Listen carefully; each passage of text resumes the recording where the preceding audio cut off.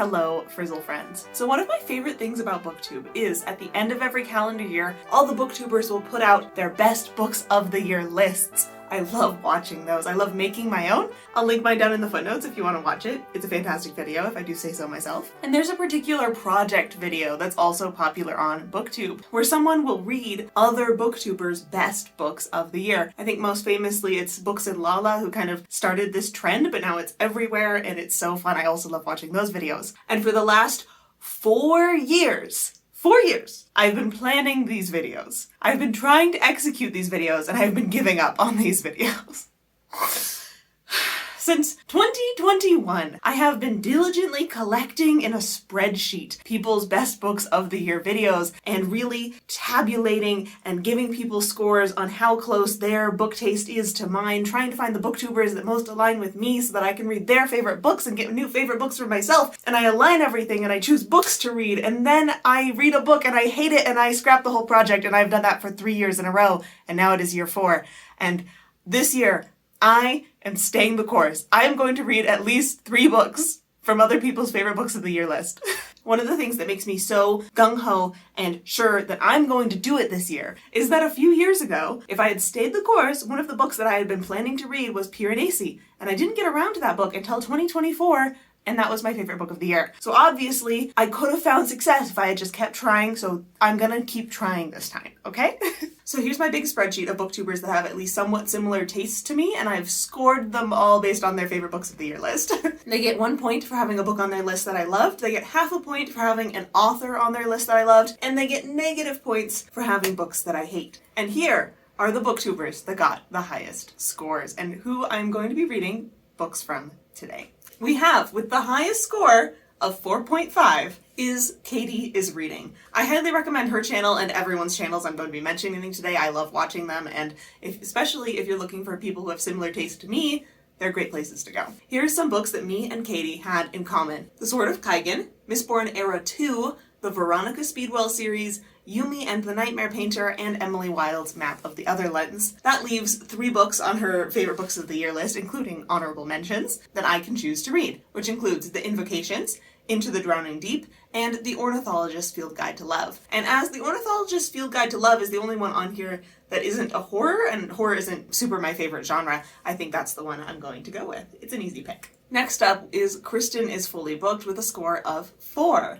The 4 books that we had in common are the Murderbot Diaries series, The Book That Wouldn't Burn, The Curse of Chalian, and The 7-Year Slip. And she had a lot of books that I had never read for me to choose from. These Burning Stars, 12 Kings in Sherakai, A Sorceress Comes to Call, A Fate Inked in Blood, Legends of the First Empire series, Tomorrow and Tomorrow and Tomorrow, Godkiller Just for the Summer, and Legacy of the Brightwash. And based on how she pitched it so well and listed it as like her top book of the year, I think I'm gonna go with Legacy of the Brightwash. And next, the third booktuber I picked out for today is The Astral Library. Some of the books we had in common are The City of Brass, the Murderbot Diaries series, When Among Crows, and The Adventures of Amina al-Sarafi. Then the books I could choose to read from her list were The Bromance Book Club, In the Dream House, Mask of Mirrors, Spellbound, An Absolutely Remarkable Thing, Night Eaters, and A Dowry of Blood. But the one that intrigued me most when she was pitching it and reviewing it was An Absolutely Remarkable Thing. So I think I'm going to give that one a shot. So wish me luck that I'll find a new favorite book of all time from these, but honestly, I'll just settle for like finding one book that I love. Let's go. From 𝐂𝐇 is Reading, I decided to pick up her favorite, The Ornithologist's Field Guide to Love. I have started it, and I have some thoughts. So let's get the elephant in the room out of the way. One of my main motivations for wanting to pick up this book was first because it's on 𝐂𝐇 is Reading's favorite list and we've got similar taste in books. Second, because I saw it crop up on quite a few different people's favorite books of the year list as I was watching everyone's list, so I knew that generally it was being well received. But 3, the real kicker is because I've been looking for something similar to Emily Wilde's Encyclopedia of Fairies, which is one of my favorite books of all time. And one of 𝐂𝐇 is Reading's favorite books as well. And on face value, the premises and marketing of these books are pretty similar. They are following 2 academic rivals studying magical creatures. There's a real emphasis in the books on both their scholarship and their tension-filled relationship. I'm so in for that. So I started reading this book and I hate it. And I can totally see how the perfect audience for Emily Wilde's Encyclopedia of Fairies, which I am very much in that circle of the Venn diagram, and the perfect audience for the Ornithologist Field Guide to Love, I can see how these circles would overlap. I'm not in the overlapping zone. Because one of the things that I really love about Emily Wilde's Encyclopedia of Fairies is the tone and writing style. And the tone and writing style of this book is like polar opposite of that book. Where Emily Wilde's writing style is very studious and intellectual, kind of slow-paced, sometimes dry, but like very fun in an intellectual puzzle kind of way. The Ornithologist Field Guide to Love is silly, goofy, and fun. Very fast-paced, very full of humor. The romance is very full of sexual innuendos and all those kind of jokes. And I hate it. I can see that the author here was going for a particular style. She did it 100%, and if this style is for you, I can see how well it would work for you. But I am just so annoyed at the writing style, at these characters, at the way that the plot is unfolding. And so at 17%, I am giving up on this book. I think I'm going to give it officially 2 stars. The basic plot of this book is that we are following 2 ornithologists, 2 bird researchers. They are chasing after magical birds. There's a particularly rare bird that they both want to catch because there's a prize involved. And so they are in both competition, and it seems like they are both going to be in cahoots for finding this bird eventually. And though I really want to enjoy this book, I cannot. And honestly, I should have seen this coming, because in everyone's review of this book, they talk about how silly and goofy it is. In Katie's Readings review, that's how she describes it. And that is exactly how this book feels. I just underestimated how silly and goofy, in fact, it would be. And so I'm taking the route of kindness to myself and not making myself read the rest of this book. This is the point in every single previous year for this project. I have given up on the project, where I read the first book and I didn't like it and I said, I'm not going to keep doing this to myself, and I didn't read anyone else's favorites. But this year, I am committed, as I have told you. So we are going to go read another book from someone's favorite list and hope that it goes better than this one. So I have started the book, The Legacy of the Brightwash, which I am reading because it's a favorite of Kristen is fully booked.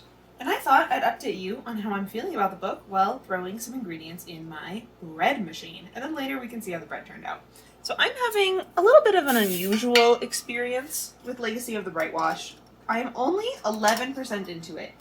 And I don't know if this feels like a 5-star book or a 2-star book, and it kind of feels like both at once right now for different reasons. Let's talk about the 5-star elements first. This book has so many tropes that I absolutely love. We are following a man named Tashway. 1. Gotta count these. 2. He is a kind of police detective. 3. He works for a magical government organization that polices specifically people with powers. In this society, they're seen as lesser citizens that need to be checked up on, and he is the one checking up on them. 4, 5, 6. This organization is portrayed in the book as somewhat evil, where they are definitely over-policing all of these people with powers, giving them ridiculous restrictions, saying who they can meet and who they can't meet, and if they are caught breaking these terrible rules, then they are then exploited by the government, put into these magical work camps. So it's a really bad news, and you would think that by having our main character be one of these enforcers, he'd be super unlikable. But this author has pulled off this wonderful balance of he does find fulfillment and care about his job, but he's also really conflicted about the system he's supporting. So in that way, he's a lot more relatable than someone who would just be fully bought into the system. He has his doubts. And in that way, he's super fun to follow. I love following a detective POV all the time. And he's such a complex, nuanced, and conflicted character, and I'm so excited to see his development throughout the story as this conflict continues to grow. And so far, he's been given a few different tasks. He's investigating this murder. He is dealing with the politics of the city, where they want him to be kind of their political poster child for the police force, which he's conflicted about being even a part of. And one of the other big conflicts is he's recently been assigned to be the kind of parole officer of his neighbor who has powers, and also his neighbor who he had a crush on, and still does. And they've got this interesting romantic tension between them where it's really breaking down because now he's in charge of her her in this terrible surveillance state kind of way, and the power imbalance is just completely whack. We also get her perspective. She's got some interesting little rebellions going on, and is also terrified of her parole officer, who she also still has a crush on. So I'm interested to see how this little romance between them develops, because it's so drama-filled and juicy right now, and I'm invested. So those are all the 5-star things about this book that I'm really loving. But let us also discuss the stuff about this book that I'm not getting on with.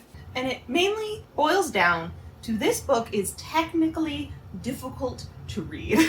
Usually I can sit down with a book and read it for half an hour, 2 hours, just cruising on through. I've got pretty good reading stamina like that, but this book is testing me. This book, I read a chapter and I'm like, that's enough for today. That's enough for the next 2 days. I've been reading this book for like 2 weeks and I'm only 11% into it. Not because I'm not enjoying it, not because I'm not invested in the story, not because I don't want to pick it up, but because every time I pick it up, I read for like 10 minutes and I'm like, I'm overwhelmed. I'm done. And honestly, it's pretty hard to put my finger on why. Because I think the world building is skillfully done. I'm not like confused about anything. So it's not like the book is super dense in its world building. It's not like the book is super dense in its writing style either. Like, sure, there are metaphors and similes, but I think it's a nice balance of them and other more straightforward writing style. But I think it boils down to, it's just kind of hard to parse every paragraph. The paragraphs in this book are so long and involved, and like every other paragraph feels like a little mental wrestle with the book to parse what it's trying to get across to me, just because the sentences and the paragraphs themselves are so long. And I've just been thinking, like, what is my predicted rating of this book at this point? Because it's just so hard to nail down. I don't know. When I am reading the book, it feels like a 5-star book. After I have read a chapter and I am intellectually exhausted, it feels more like a 2-star book. But I'm still always invested enough to pick it up again, and I do really enjoy my time with it. So I think I'm going to say predicted rating is 5 stars, with that caveat. We'll hope that my reading stamina improves as I continue on with this book. Now it's time for my favorite part, which is watching this all get mixed together through this glass window, which I'm cleaning off so it's easier to see, because I do not clean this very often, and it's pretty dirty. And there we go.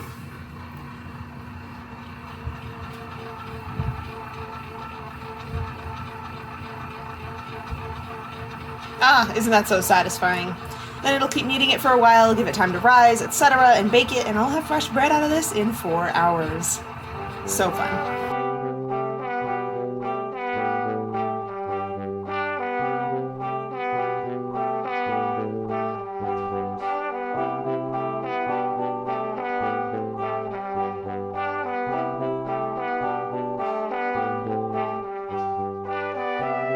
And here is fresh bread, sliced, ready to go. I'm gonna have this for lunch right now. But first, let me be so real with you. These slices of bread, this homemade loaf I have in front of me, is not the same one that you saw me making.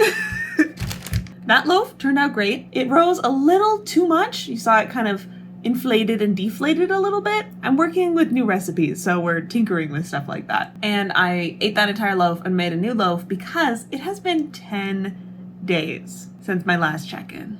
10 days. How about you guess how far into this book I've gotten in 10 days? For context, I usually finish a book in like 3 days. Okay? So in 10 days, how far have I gotten? I'm now at 20%. I've made it 9 more percentages, which this book is over 600 pages. So that's like not nothing, but it's not like a lot either. And I think I'm gonna throw in the towel on this book. So let me tell you about this as I margarine my bread and prepare my little lunch here. Just put these in the toaster and they are so warm and luscious right now. After I identified that my problem with the book was that there were a lot of bloated sentences and paragraphs, I pretty much cursed myself because then I couldn't stop seeing it, and it's just gotten progressively more annoying. There's very few sentences in this book that I'd classify as like full run-on sentences, but there's a vast majority of them that I would classify as being this close to being a run-on sentence. Now we will add to this toast this lovely apple chicken sausage, which is also hot. Oof. So I just find myself getting more and more and more annoyed with the stupid run-on sentences, poor construction of this book on a sentence and paragraph level. Am I still invested in the plot? Yes, but less than I was a little bit ago. And there it is, my yummy lunch. In the past bit of the book I've read, the past 9%, the plot has somewhat stagnated. I think it's only gotten more bloated. The beginning was pretty tight, and then the problems, either I'm noticing them more or they're getting worse. What's really the nail in the coffin for me of why I'm deciding to DNF this book is that in the last 9%, we've added 2 more perspective characters, bringing our total up to 4.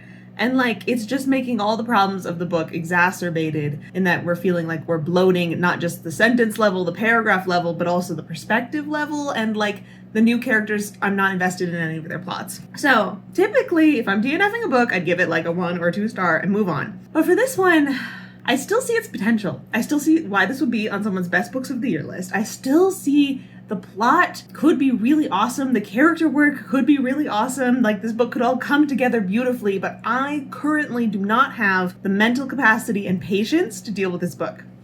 But I might in the future on a second try. I think this is one of those books that I'm not going to give any rating. I'm just going to say I'm giving up at 20% with the intention that maybe a year from now, I'll try to read this book again, which I never do. I like to just be giving up on a book and done. But for this one, I think if I was in a different headspace, I could love it a lot more. So I think I'm going to put it aside and maybe one day return to it.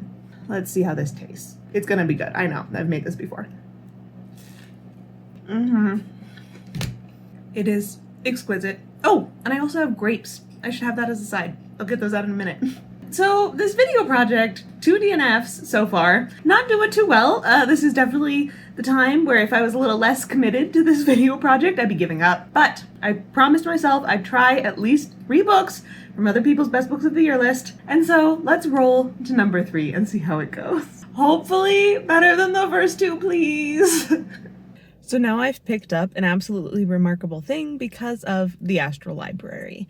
I've got a little bit of a history with this one. Many years ago, I picked up this book and I read half of the first chapter and I said, this writing style isn't for me, and the main character is already obnoxious, so I gave up. But hearing the Astral Library pitch this book, and describe the book as something that has an unlikable protagonist, but that's kind of the point. And hearing her talk about this book with such passion made me think, okay, let's try to pick this up again. And I'm really glad that I did, because when I started this book, I had the same first impression of the first few pages. This is 2-star material. I do not like it. And then by about 10% into the book, I was feeling 3 stars about it. It was slowly growing on me. I do want to talk about the writing style though, before I talk about the good things that have been growing on me. So this is a book very much about fame, and internet fame specifically. It was published, written 2017, 2018, and it is very much a time capsule of internet speak of that era. It's like the equivalent if someone was writing this book in 2024, they'd have characters saying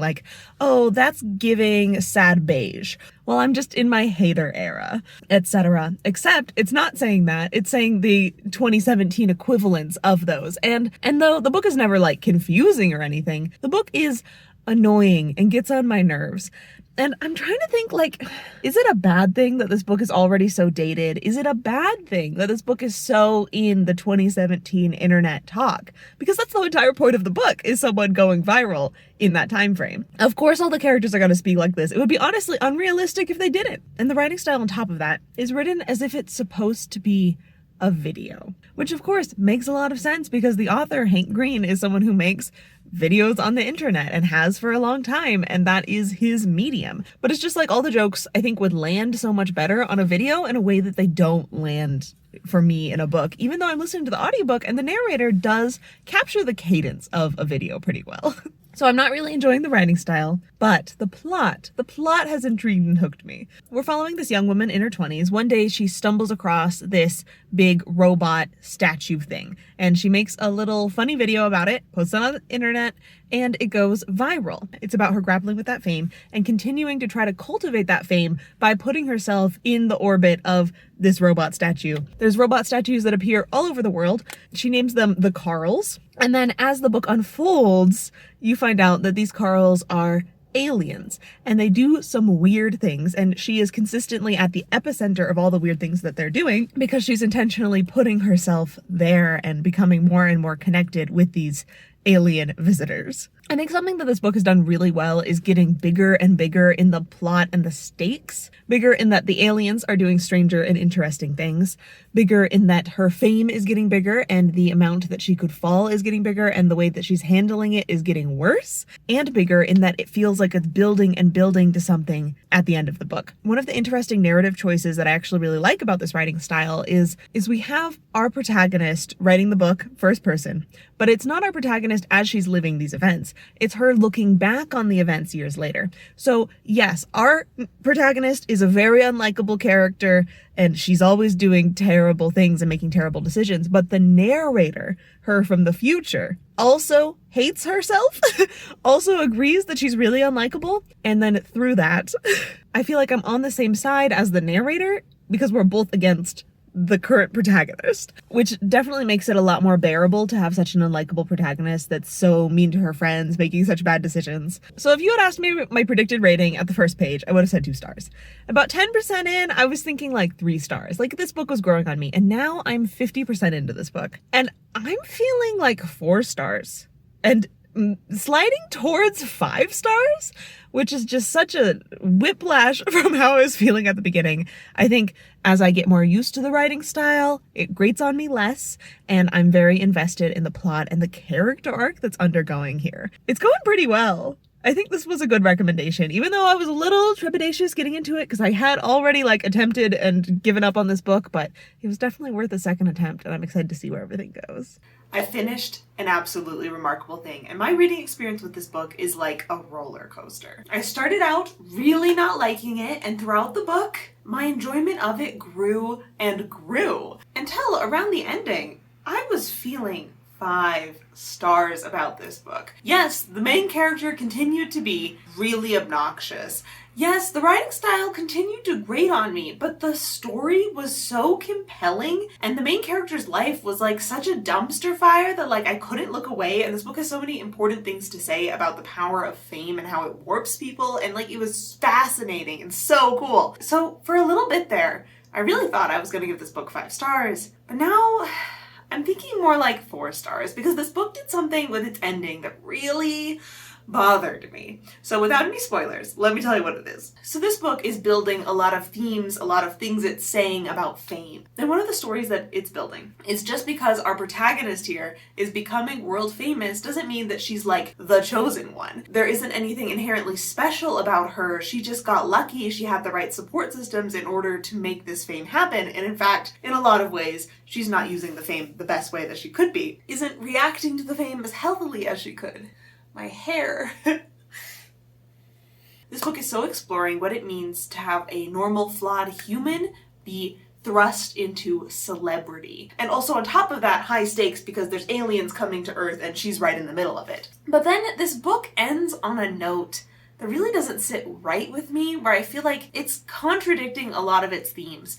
The note that the book ends on feels very Chosen One-esque, and it really just wrinkles me where I felt like this book was being so intentional with its theming and messaging, and then all of a sudden it's you have to go read the sequel now because it turns out main character's the chosen one. And I'm like, that makes me less interested in reading the sequel. I'm still gonna go read it because I need to know what happens next in the story because it also left off on a big cliffhanger, but I'm not happy about it. I don't want there to be a sequel. I feel like this entire book, it was building up trust between me and the author, and then the ending broke that trust so fundamentally that and I don't have a lot of hope for if the sequel is going to stick the landing. And book 1 just also ended on such a cheap cliffhanger action ending, which I don't like in general. I feel like books are stronger when they have a solid ending, and that solid ending is what compels me to pick up the sequel, not the cheap cliffhanger, but this book decided to go the route of the cheap cliffhanger. Anyway, but I still loved this book. Though it did have a rocky start and a rocky end, it was really smart and compelling and interesting, and I do think I'd recommend it. So I'm giving An Absolutely Remarkable Thing 4 stars, and I'm definitely happy that I read this book. I'm glad that this project pushed me a little outside my comfort zone because I wasn't planning on giving this book a second chance, and it was good. So, 2 DNFs and a 4-star wasn't exactly what I was hoping for from this project, but I'll take it because it wasn't all DNFs. I want to give a big thank you to the booktubers that put out their favorite books of the year list, especially these 3 that I was pulling from. I absolutely love watching your guys' channels, and please keep making the fun content. And thank you for watching this video.